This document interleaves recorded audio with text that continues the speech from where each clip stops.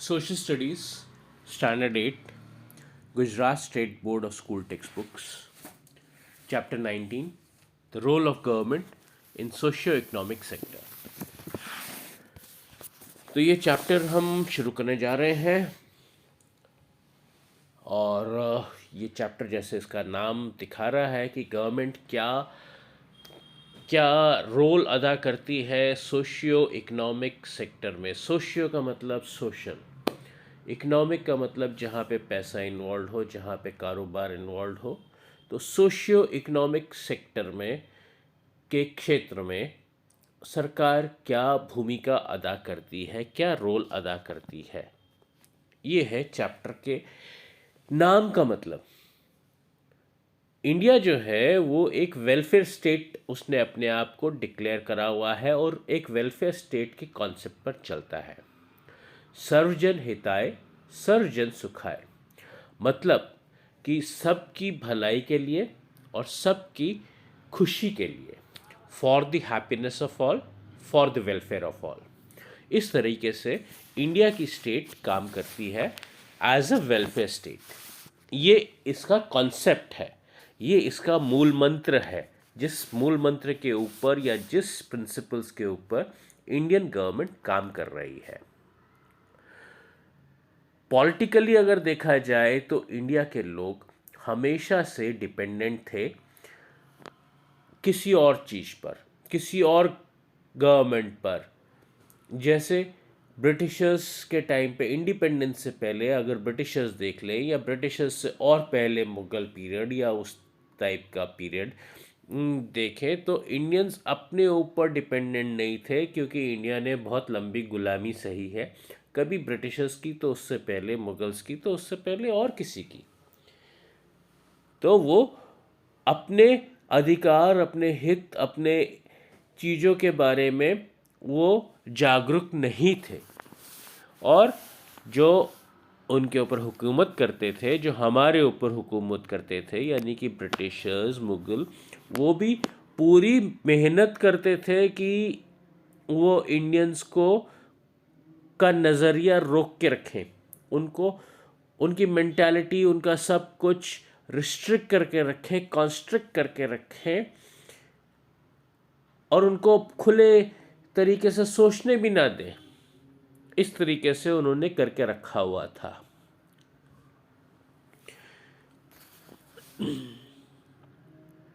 और कई जगह पे जहाँ पे ऐसा नहीं भी था, जहाँ पे इंडियन राजा ही राज कर रहे थे, खैर ब्रिटिशर्स के टाइम पे तो कोई भी इंडियन राजा नहीं राज कर रहा था, लेकिन क्योंकि अल्टीमेटली जो सरकार थी वो तो ब्रिटिशर्स ही रन कर रहे थे। खैर फिर भी जहाँ पे ये ऐसा नहीं था, यानी कि ब्रिटिशर्स से पहले ऐसा नहीं था, जहाँ पर वहाँ पर कुछ रॉन्ग ट्रेडिशंस थे, जो इनइक्वालिटी भी थी। अब आप कहोगे कि रॉन्ग ट्रेडिशंस कैसे थे? अभी डॉक्टर के पास जाना नहीं है, आपको वैद्य से ही इलाज करवाना है, आपको देसी जड़ी बूटी से इलाज कराना है। तो ऐसे सब होता था। और इस चीज़ के लिए कोई थोड़ी ना डॉक्टर के पास जाता है, इस चीज़ के लिए तो ऐसे ही इलाज होता है। तो इस तरीके से बहुत सारे इल ट्रेडिशंस थे, गलत धारणाएं थी और इनइक्वालिटी भी थी। ब्राह्मण क्षुद्र, डाइवर्सिटी इन यूनिटी, जैसे मैंने आपको बताया हुआ है कि मेरे पिछले चैप्टर्स में मैंने बहुत अच्छे से ये कवर करा है। जो इंडिपेंडेंस स्ट्रगल थी इंडिया की, उसमें मैंने ये बहुत अच्छे से कवर किया हुआ है चैप्टर 6 में। तो अगर आपको डाइवर्सिटी के बारे में या यूनिटी इन डाइवर्सिटी देखनी है तो वहाँ पे भी जाके आप देख सकते हो कि कैसे इनइक्वालिटी थी, कैसे डाइवर्सिटी थी। और जहाँ पे इनइक्वालिटी या डाइवर्सिटी होती है वहाँ पे तो ब्रिटिशर्स ने भी बहुत अच्छे से उसका फ़ायदा उठाया, डिवाइड एंड रूल। तो इस तरीके से ये जो हमारे अंदर ट्रेडिशंस में या गलत ट्रेडिशंस थे या इनइक्वालिटी थी, उससे भी काफ़ी नुकसान रहा है हमारे को। पॉलिटिकल फ्रीडम का मतलब क्या होता है कि एक सोसाइटी में जो डेवलप्ड नहीं है। तो क्या होता है, क्या मतलब है पॉलिटिकल फ्रीडम का अगर सोसाइटी डेवलप्ड नहीं है? अगर सोसाइटी डेवलप्ड है तो पॉलिटिकल फ्रीडम का भी मतलब है। अब गवर्नमेंट ऑफ इंडिया काम करती है, बहुत अच्छा काम करती है, बहुत मुश्किल से काम करती है। बहुत मुश्किल से मतलब कि बहुत हार्ड वर्क करना पड़ता है और बहुत लॉन्ग टर्म स्टेप्स उठाने पड़ते हैं उसको, जिससे कि लोगों लोगों का इंटेलेक्चुअल और इकोनॉमिकल डेवलपमेंट हो, उनका विशेस फुलफिल हो इकोनॉमिकली और इंटेलेक्चुअली। तो ये सब करने के लिए भी गवर्नमेंट को बहुत बड़े स्टेप्स, बहुत लॉन्ग टर्म स्टेप्स और बहुत मुश्किल कदम उठाने पड़ते हैं। बेसिक नेसेसिटीज़ जो है वो हर समय में चेंज होती रहती है। बेसिक नेसेसिटी आपको आज हर कॉन्टेक्स्ट में, हर टाइम फ्रेम में और किसके लिए हम बात कर रहे हैं उसके ऊपर बेसिक नेसेसिटीज़ होती हैं। अगर बच्चों के लिए कहा जाए तो बच्चों के लिए बेसिक नेसेसिटी क्या होएगी? उनको जब बिल्कुल छोटा बच्चा है तो उसको क्या चाहिए? दूध चाहिए टाइम पे, उसको सुसु करना है, उसको पॉटी करनी है, उसको सोना है। उसकी बेसिक नेसेसिटी क्या है? उसको साफ कपड़े, वो सुसु पॉटी कर लेगा तो उसको कपड़े बदल दो, उसको नहला धुला दो, साफ सुथरा कर दो और वापस सो जाएगा, दूध पिएगा और सो जाएगा। तो उसकी बेसिक नेसेसिटी क्या है? दूध, सफाई, बराबर। या पानी भी, थोड़ा बड़ा होएगा तो पानी भी। और जैसे बड़ा होएगा तो उसको फिर थोड़ा सा फूड खाना है। जो भी फूड खाएगा वो सेमी सॉलिड लिक्विड स्टेट में ही खाएगा। तो चाहे वो दाल हो चाहे चावल हो, सब कुछ सेमी सॉलिड लिक्विड स्टेट में ही खाएगा। उसके दांत तो होते नहीं, चबाना तो होता नहीं उसको। और थोड़ा बड़ा होएगा तो आप देख ही रहे हो कि कैसे कैसे आपकी आज की बेसिक नेसेसिटीज़ क्या है। उसी तरह से हर दौर में बेसिक नेसेसिटीज़ चेंज होती है।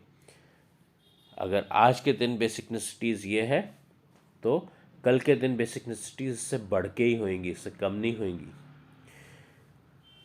तो एक ज़माने में बेसिक नेसेसिटीज़ जो थी वो थी खाना, अच्छा खाना, कपड़े और सिर के ऊपर छत। एक पिक्चर भी आई थी, अगर आप इसी तीनों चीज़ को अगर आप हिंदी में कन्वर्ट कर दोगे तो वो पिक्चर का नाम बन जाएगा। फूड को रोटी कह दो, कपड़े को, क्लोथ्स को कपड़ा कह दो, शेल्टर को मकान कह दो। तो रोटी, कपड़ा और मकान, ये किसी ज़माने में एक बेसिक नीड होती थी और सरकारों को बहुत जद्दोजहद करना पड़ता था कि सिटीज़न की, हमारे इंडिया के सिटीज़न की ये बेसिक ज़रूरतें जो है वो पूरी करी जा सके। आप सोच सकते हो कि ये कितनी बड़ी ज़रूरतें थी और इंडिया किस कंडीशन में था तब जब आज़ादी मिली हमारे को। और सिर्फ आज़ादी मतलब 1947 में ही नहीं, उसके बहुत बाद तक ये सब चलता रहा। खाने की वो खाने की चोर बाज़ारी करी जाती थी, उसको स्टोर कर दिया जाता था, हाई रेट पे बेचा जाता था ब्लैक मार्केट में, चोर बाज़ारी। तो वैसे ही कपड़ों की भी चोर बाज़ारी होती थी। और शेल्टर ख़रीदने के लिए तो आज के दिन भी लोगों को जो लोन लेने पड़ते हैं, जो कुछ पापड़ बेलने पड़ते हैं एक घर ख़रीदने के लिए, वो तो आज के दिन भी उतना ही मुश्किल है। और जो लोग वो लोन लेके शेल्टर बनाते हैं आज के दिन भी, उनको भी अपने खाने पीने और कपड़े में कितनी बचत करनी पड़ती है, कितना कंजूसी करनी पड़ती है। किसी घर बनाने वाले से जाके पूछिएगा, आपको पता चलेगा। इसमें 2-3 बार एक्टिविटीज़ आएगी कि आप किसी गांव वाले से या किसी जो एज में आपसे बहुत बड़ा है उनसे आप जाके पूछिए कि उनको कितनी मुश्किल आती थी घर बनाने में, कितनी मुश्किल आती थी उस ज़माने में। तो वो सब आप जब करोगे, वो एक्टिविटीज़ जब करोगे, अगर आपने करी तो आपको खुद को भी पता चलेगा कि कितनी मुश्किल आती थी। खैर, वो तब भी मुश्किल आती थी और आज भी मुश्किल आती हैं। लेटर ऑन ये बेसिक नेसेसिटीज़ जो थी ये चेंज हो जाती हैं। अब जो बेसिक नेसेसिटीज़ हैं उसके बाद में आ जाती हैं liberation, education, health, clean water, clean air, nutritious food और एंटरटेनमेंट। तो मतलब अब हम आ गए लिबरेशन के ऊपर। लिबरेटेड फील करते हैं भाई लोग, उनको आज़ादी चाहिए, उनको एजुकेशन चाहिए, उनको हेल्थ भी चाहिए यानी स्वास्थ्य भी चाहिए, उनको साफ पानी चाहिए। पहले पानी काफ़ी होता था, अब साफ पानी चाहिए। पहले हवा काफ़ी होती थी, खैर तब इतनी इंडस्ट्री नहीं थी, तब पॉल्यूशन नहीं था तो हवा भी क्लीन होती थी, लेकिन अब उनको साफ हवा चाहिए। फिर उनको न्यूट्रिशियस फूड खाना चाहिए, मतलब जो पौष्टिक आहार है, न्यूट्रिशियस फूड वो चाहिए उनको। सिर्फ खाना नहीं चाहिए, न्यूट्रिशियस फूड चाहिए, एंटरटेनमेंट चाहिए, उनको मनोरंजन भी होना चाहिए। तो ऐसे जो नेसेसिटीज़ हैं वो चेंज हो जाती हैं। अब आपके ज़माने में, आज के ज़माने में आप कहोगे कि मोबाइल के बिना मेरा चलता नहीं है, या मोबाइल तो छोड़ो मेरा स्मार्टफोन के बिना चलता नहीं है। चलो स्मार्टफोन भी छोड़ो, मेरा एप्पल आईफोन के बिना चलता नहीं है। तो या फिर मेरा लैपटॉप के बिना चलता नहीं है, मेरा कंप्यूटर के बिना चलता नहीं है, अब मेरा गेमिंग कंप्यूटर के बिना नहीं चलता है, मेरा गेमिंग लैपटॉप चाहिए, उससे उसके बिना मेरा नहीं चलता। तो आप देख रहे हो ना कि कैसे कैसे वो सारा कुछ चेंज हो जाता है, बेसिक नेसेसिटीज़ चेंज हो जाती है। किसी ज़माने में लोग कहते थे कि मेरे को तो 3 डंडे दे दो तो मैं क्रिकेट खेल लूँगा, एक बैट और एक बॉल दे दो क्रिकेट खेल लूँगा। आज के ज़माने में वो कहाँ रहा। आज के ज़माने में तो पैड्स भी चाहिए, ग्लव्स भी चाहिए, और ब्रांडेड बैट भी चाहिए, और पता नहीं क्या कुछ चाहिए, तब जाके लोग क्रिकेट खेलते हैं, नहीं तो वो भी नहीं खेलते।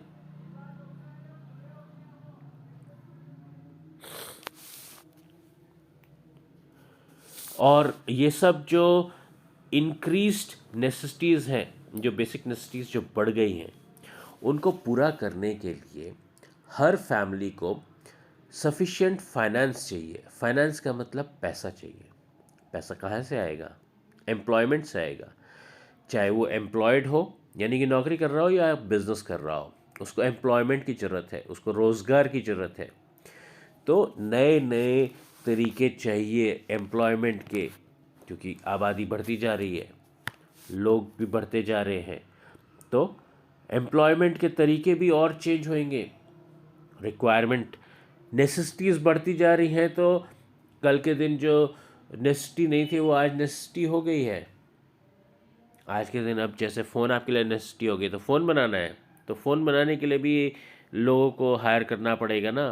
किसी को फैक्ट्री लगानी पड़ेगी, किसी को फ़ोन बनाने के लिए इंजीनियर्स को हायर करना पड़ेगा, किसी को टेक्नीशियंस को हायर करना पड़ेगा। कुछ काम टेक्नीशियन करेंगे, कुछ काम इंजीनियर करेंगे, कुछ काम इलेक्ट्रॉनिक्स इंजीनियर करेगा, कुछ काम कोई और करेगा।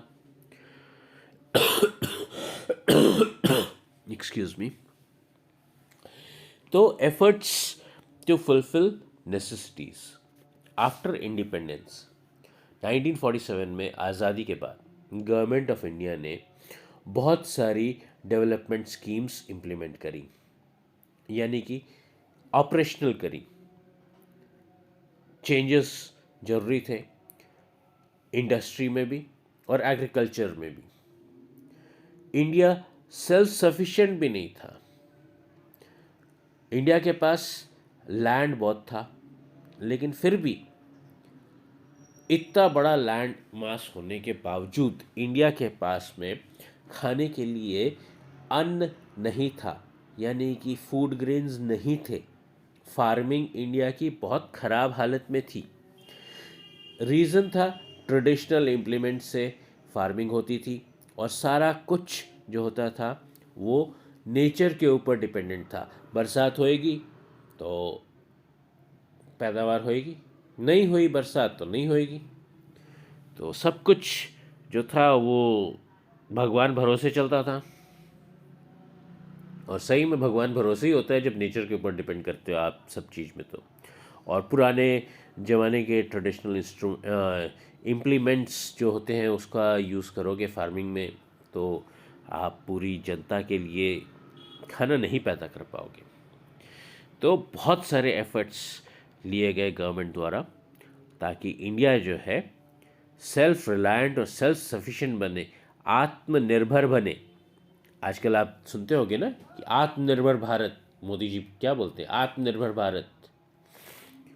तो इंडिया को खाने के मामले में भी सेल्फ सफिशिएंट, आत्मनिर्भर बनने में बहुत साल लगे, बहुत मेहनत लगी और बहुत सारे प्लान्स बने, बहुत सारे प्लान्स इम्प्लीमेंट हुए और वो सक्सेस हुए।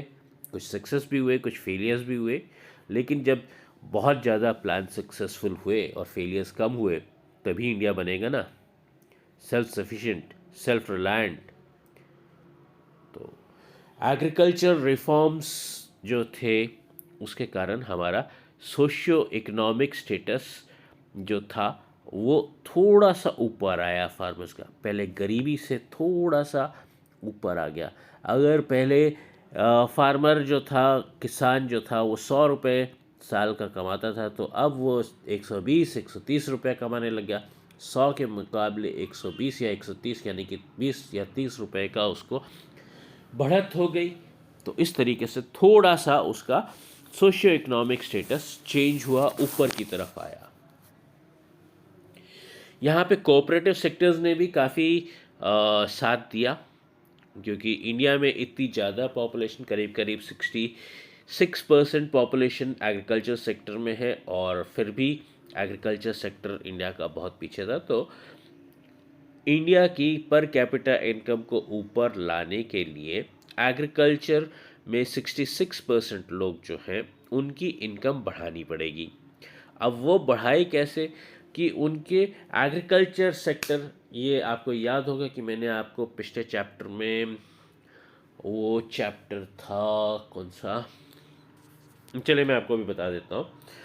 तो वो चैप्टर में मैंने आपको बताया था कि जब इनकम को ऊपर लाना है उस टाइम पर आपको एग्रीकल्चर सेक्टर के साथ में और कोई सेक्टर को भी ऐड करना पड़ेगा, तभी आपका लिविंग स्टैंडर्ड ऊपर आएगा। तो वो काम यहाँ पे करा गया कोऑपरेटिव सेक्टर्स द्वारा। और कोऑपरेटिव सेक्टर्स ने साथ में एनिमल हस्बेंड्री, मिल्क प्रोडक्शन, ये सब कुछ मिला करके उन्होंने ये जो था लोगों का लिविंग स्टैंडर्ड ऊपर लाए। और ये जो उन्होंने एग्रीकल्चर के साथ में कोऑपरेटिव एक्टिविटीज़ जैसे एनिमल हस्बेंड्री, फिर मिल्क प्रोडक्शन, ये सब जो चालू करा तो इसके वजह से बहुत बड़ा सक्सेस मिला वाइट रेवोल्यूशन में। वाइट रेवोल्यूशन क्या था? Milk, white is milk. तो जैसे आपने नाम सुना होगा अमूल, फिर GCMMF, NDDB, national dairy development board, mother dairy, Amul, Gujarat cooperative milk producers union, फिर सूरत साइड में आ जाएगा Sumul, Surat urban SUM milk producers union. फिर ऐसे हर एरिया में अलग अलग कोऑपरेटिव्स खुली हुई हैं। उसमें से सबसे ज़्यादा प्रोमिनेंस में, जो नेशनल प्रोमिनेंस में आई हुई हैं, उनके नाम जो है वो NDDB है, नेशनल डेयरी डेवलपमेंट बोर्ड, फिर GCMMF यानी कि अमूल, मदर डेयरी, ये सब नाम हैं जो बहुत ज़्यादा प्रोमिनेंस में आए हुए हैं और अब ऑल ओवर इंडिया लेवल पे ये काम करते हैं। तो हाँ, और जो मैं आपको बता रहा था कि जहाँ पे मैं आपको रेफरेंस दे रहा हूँ वो ह्यूमन रिसोर्स का है, चैप्टर 13 का, उसका मैं आपको रेफरेंस दे रहा था कि वहाँ पे मैंने आपको ये बताया था। मैंने क्या बताना था ये तो आपकी बुक ने बताया हुआ है। अगर आपको थोड़ा सा डिटेल देखना है तो चैप्टर 13 का जो है वो वापस एक बार पढ़ लीजिएगा, वापस जाके वो वीडियो देख लीजिएगा।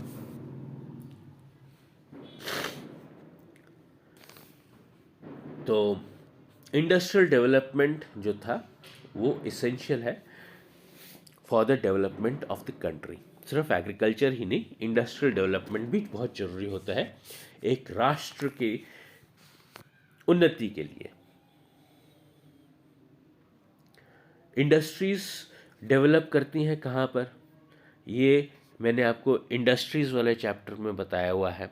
इंडस्ट्रीज़ डेवलप करती हैं जहाँ पे रॉ मटेरियल मिलता है और जहाँ पे ट्रांसपोर्टेशन फैसिलिटी होती है।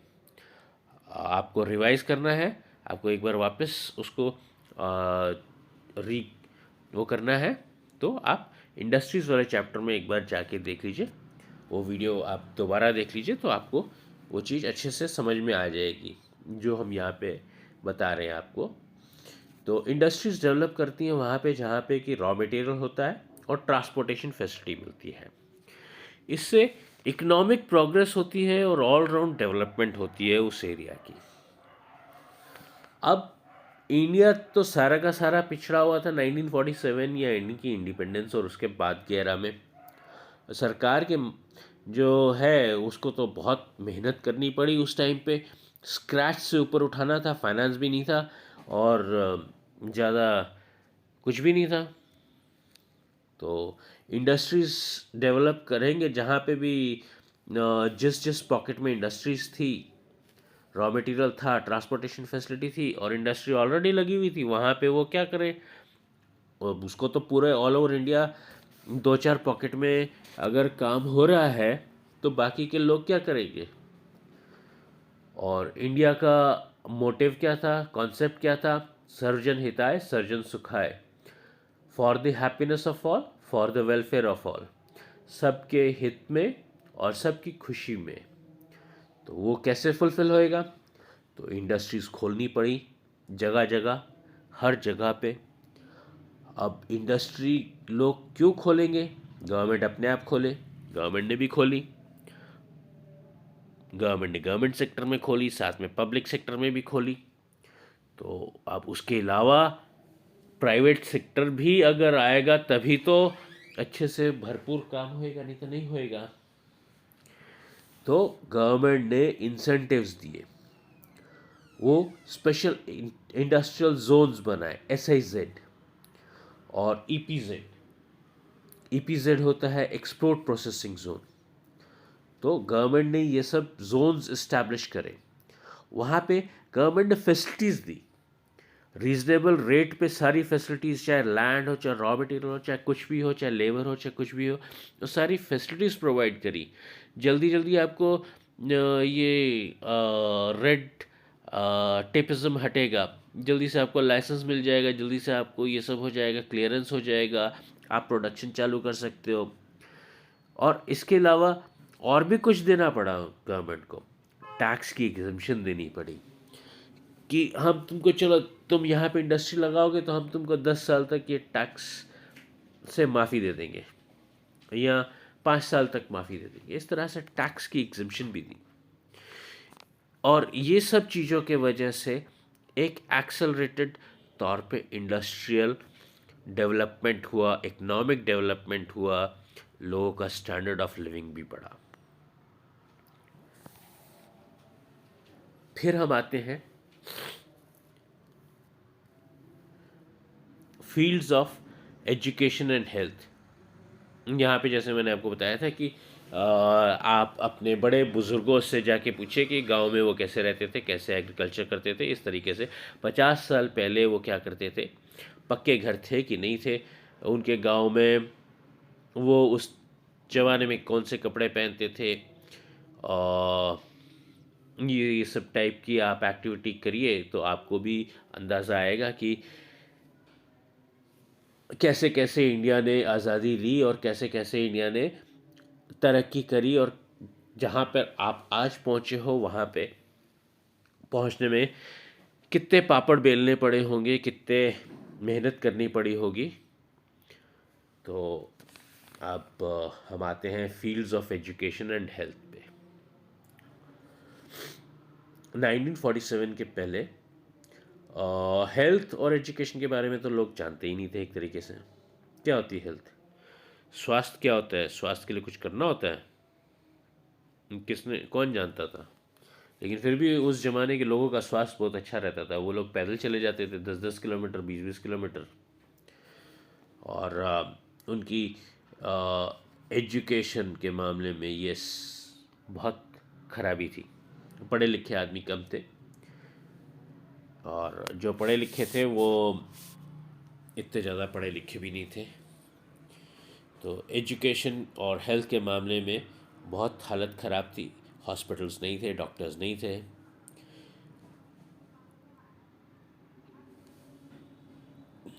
और गांव में भी ये प्राइमरी चीज़ें नहीं होती थी। प्राइमरी एजुकेशन या हेल्थ सेंटर ऐसे वैसे कुछ नहीं होता था।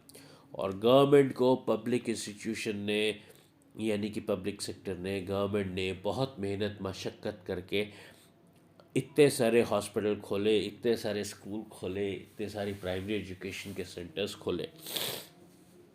ये सब करना आसान नहीं था, क्योंकि इंडिया एक गरीब कंट्री थी और नई नई आज़ादी मिली थी, नई नई सब कुछ हुआ था। तो बहुत मेहनत से ये सब जहाँ तक भी आया है इंडिया, वो बहुत मेहनत से, बहुत लगन से, बहुत हिम्मत करके आया है। एजुकेशन बहुत ज़्यादा ज़रूरी था, क्योंकि एजुकेशन अगर होएगी तभी जागरूकता फैलेगी, तभी सब कुछ होएगा। हर गांव में एक स्कूल होए, ये तो एक सपने के बराबर था। लेकिन ये सपना भी अब काफ़ी हद तक सच हो गया है, क्योंकि बहुत ज़्यादा गांव में, तकरीबन तकरीबन सभी गांव में स्कूल्स आ ही गए हैं। प्राइमरी एजुकेशन तक तो आ ही गया है। अगर कॉलेज ना भी हो तो भी प्राइमरी एजुकेशन हर गांव में आ गया है। बहुत रेयरली कोई गांव है जहाँ पे बहुत ज़्यादा जाना आना मुश्किल होता है। कई गांव के लिए तो पहुँचने के लिए ब्रिज वगैरह भी नहीं है, तो बच्चों को बहुत मुश्किल से रस्सी, एक कोने से लेके दूसरे कोने तक नदी के ऊपर रस्सी बांध के, वो रस्सी के ऊपर पकड़ के जाते हैं। आपने बहुत सुना होगा, लेकिन फिर भी बहुत 99.99% तकरीबन तकरीबन सब जगह स्कूल आ गए हैं। तो एजुकेशन के मामले में काफ़ी ग्रोथ हो चुकी हुई इंडिया में। लेकिन हेल्थ फैसिलिटीज़ के मामले में अभी भी बहुत पिछड़ा हुआ है भारत, और हेल्थ फैसिलिटी के मामले में अभी भी बहुत काम करा जाना है। आज के दिन भी कितने बच्चे पैदा होने के बाद में मर जाते हैं गांव में, और कितनी प्रेग्नेंट वुमेन जो होती हैं उनकी भी डेथ हो जाती है बच्चे को जन्म देते समय। इसके लिए सिर्फ हेल्थ फैसिलिटीज़ अवेलेबल नहीं, ऐसा नहीं है। इसके लिए बहुत सारे मिसबिलीव्स भी हैं लोगों के मन में, कि हमको डॉक्टर की मदद नहीं लेनी, हमको नेचुरल बर्थ करवाना है, हमारे को ये अंग्रेज़ी दवाइयाँ नहीं लेनी, हमको हमारी देसी दवाई ही लेनी है, हमको झाड़ फूँक करवाना है। चलो दवाई तो देसी ले लो, उससे भी कुछ भला हो जाएगा, लेकिन हम झाड़ फूँक करवा देंगे उससे ही भला हो जाएगा, ऐसा तो नहीं है ना, ऐसा तो नहीं चलेगा। तो इस तरीके के मिसबिलीव्स हैं। अभी आप ये कोरोना के टाइम पे ले लीजिए, बहुत सारे लोगों ने कहा कि हम भगवान की पूजा करते हैं, भगवान की इबादत करते हैं, तो हमारे को कोरोना हो नहीं सकता। कई मोहम्मडन कंट्रीज़ ने भी ऐसा बोला कि हम तो दिन की 5 नमाज़ पढ़ते हैं, तो हमारे को तो कोरोना नहीं हो सकता। तो इस तरीके से, और इंडिया में भी बोला गया ये चीज़। तो इस तरीके से कई मिसबिलीव्स होती हैं। जो कोरोना तो ये नहीं देखता ना कि आप नमाज़ पढ़ते हो कि नहीं, आप भगवान की पूजा करते हो कि नहीं। वो तो एक वायरस है, वो क्या जाने ये सब चीज़ें। तो उसी तरीके से जो है, मिसबिलीव्स के कारण भी बहुत हेल्थ सर्विसेज पे वो प्रॉब्लम मिली। भी एक एक्टिविटी आती है, try to note what kind of services are available by dialling 108 108 at the time of accident or sudden illness. Hold the discussion about what is done by the organization of local self government to keep your town village clean, and what are the duties of the citizen. तो ज़रूर करिएगा ये सब activities. और हमारी global education को आप subscribe भी करिएगा, साथ में शेयर भी करिए ताकि आपके फेलो स्टूडेंट्स उसका लाभ उठा सकें, और लाइक भी करिएगा। अभी हम आगे बढ़, वीडियो के लिंक को देखते हुए हमको यहाँ पर ब्रेक देना पड़ेगा। पार्ट 1 का एंड यहीं पर करना पड़ेगा। मिलते हैं बहुत जल्दी पार्ट 2 में।